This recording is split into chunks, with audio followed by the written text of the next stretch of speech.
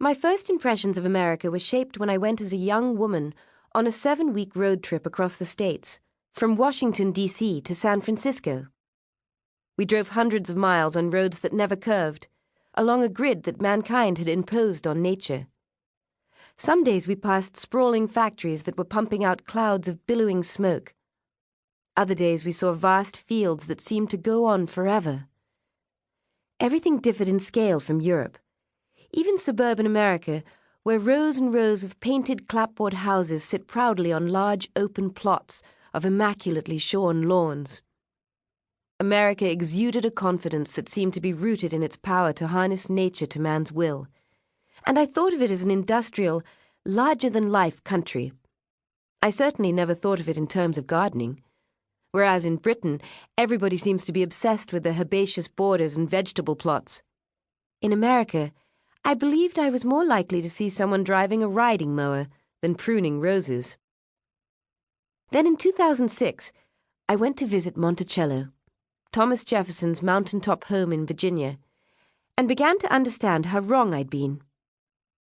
On a sunny October morning, I stood on Jefferson's vegetable terrace, with straight lines of cabbages and squashes at my feet, and saw man and nature in perfect harmony.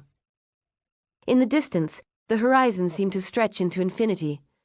Behind me was a manicured lawn lined with ribbons of flowers, and below, a romantic forest that crept into the gardens.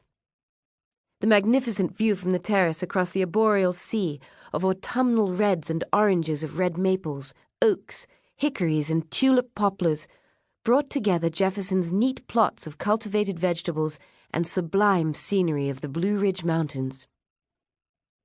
Jefferson had combined beauty with utility, the untamed wilderness of the forest with the orderly lines of apples, pears, and cherries in the orchard, and colorful native and exotic flowers with a sweeping panorama across Virginia's spectacular landscape. If nature had been dominated by man, it seemed it was only in order to celebrate it. Later, I couldn't put Monticello out of my mind.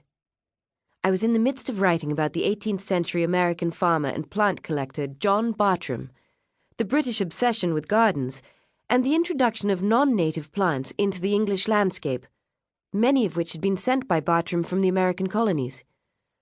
The more I learned about Bartram, the more fascinated I became by the American relationship to nature during the 18th century. I pored over the correspondence between John Bartram and Benjamin Franklin, and after my visit to Monticello, I learned that Thomas Jefferson and George Washington had also ordered plants from Bartram, and that James Madison had visited Bartram's garden just before the Great Compromise of the Constitutional Convention in the summer of 1787.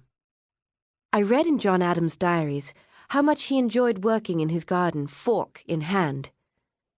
Slowly through records, letters, and diaries, I came to see how vegetable plots, ornamental plants, landscapes, and forests had played a crucial role in America's struggle for national identity and in the lives of the Founding Fathers.